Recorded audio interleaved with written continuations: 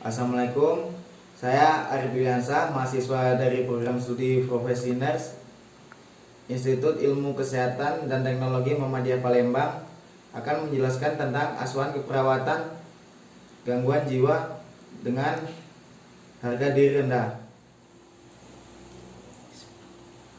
Form pengajian keperawatan kesehatan jiwa, ruang rawat Mawar, tanggal dirawat 23 Oktober 2020. Identitas klien, inisial Tuan I, umur 31 tahun, jenis kelamin lelaki. Alasan masuk, klien mengatakan disuruh ibu dan istrinya untuk melanjutkan berobat, sering menyendiri di kamar, bicara sedikit, sulit komunikasi. Faktor predisposisi pernah mengalami gangguan jiwa, yaitu lebih kurang 3 tahun yang lalu pernah rawat jalan di Rumah Sakit Jiwa Sungai Bangkong.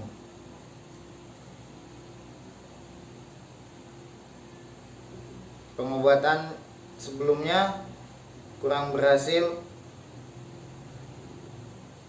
karena tidak rutin kontrol. Pengobatan kurang berhasil. Adakah anggota keluarga yang mengalami gangguan jiwa? Tidak ada keluarga yang mengalami gangguan jiwa. Masalah keperawatan, pengalaman masa lalu yang tidak menyenangkan, yaitu klien mempunyai pengalaman masa lalu yang tidak menyenangkan, jatuh dari sepeda.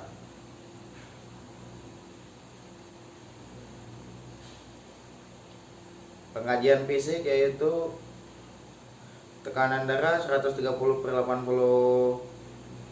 mmHg, nadi 84 kali per menit, suhu 36,5 derajat Celcius, pernapasan 26 kali per menit, tinggi badan 169 cm, berat badan 62 kg. Keluhan fisik tidak ada.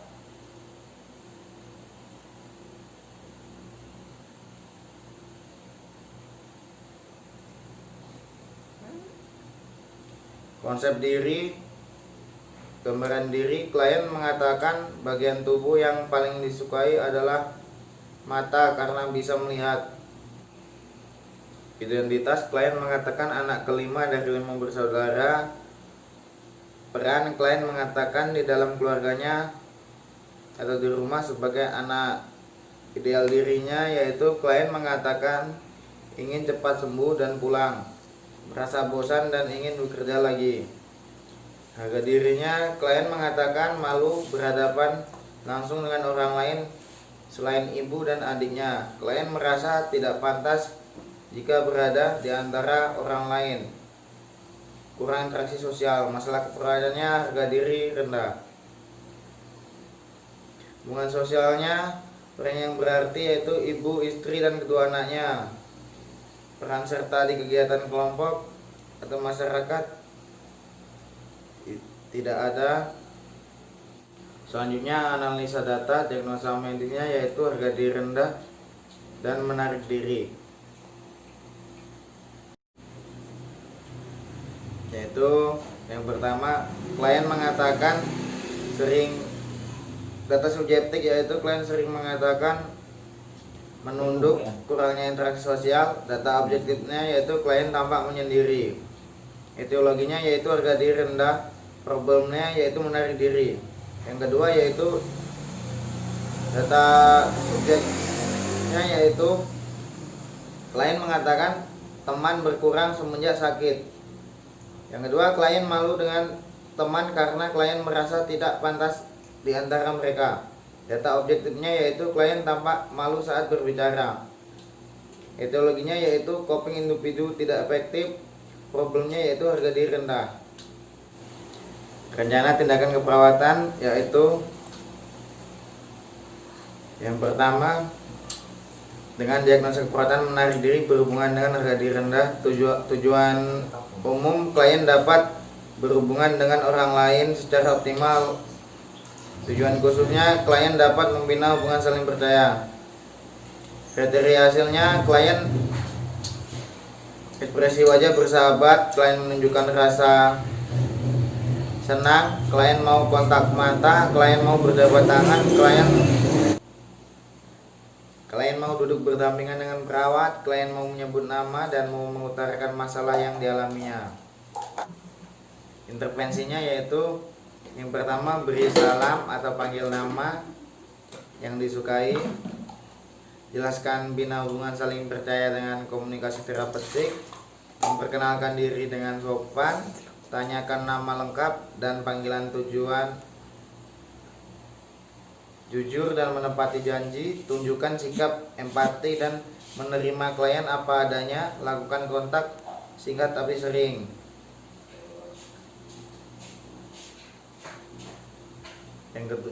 Selanjutnya yaitu klien dapat menetapkan perencanaan kegiatan sesuai dengan kemampuannya. Klien dapat membuat rencana kegiatan harian.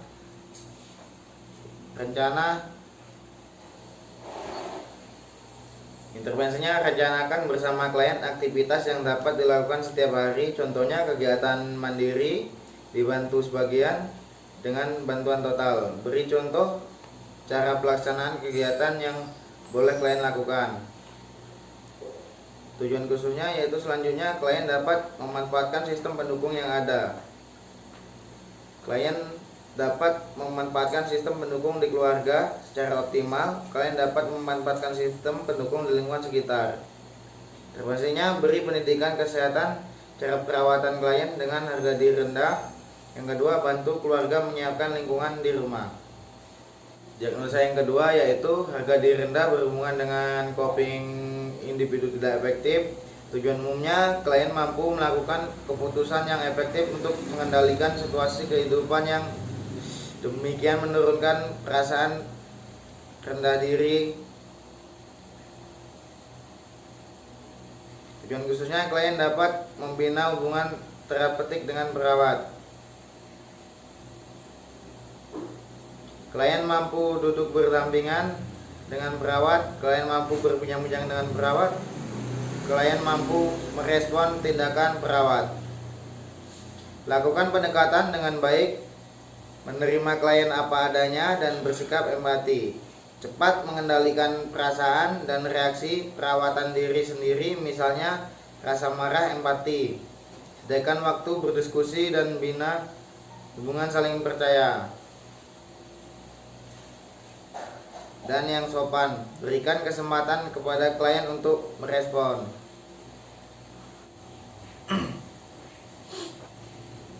Tujuan khususnya, klien dapat mengenali dan mengekspresikan emosinya, yaitu klien dapat mengungkapkan perasaannya, klien mampu mengenali emosinya dan dapat mengekspresikannya. Terpaksanya, tunjukkan emosional yang sesuai, gunakan teknik komunikasi terapeutik terbuka. Bantu klien mengekspresikan perasaannya. Bantu klien mengidentifikasikan situasi kehidupan yang tidak berada dalam kemampuan dan mengontrolnya. Terakhir, dorong untuk menyatakan secara verbal perasaan-perasaan yang berhubungan dengan tidak kemampuannya.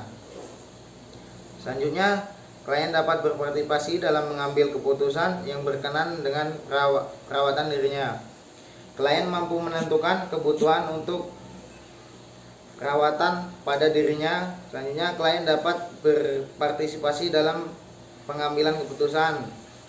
Intervensi yang pertama, libatkan klien dalam menetapkan tujuan yang ingin dicapai. Motivasi klien untuk membuat jadwal aktivitas perawatan dirinya. Berikan privasi sesuai kebutuhan yang ditentukan.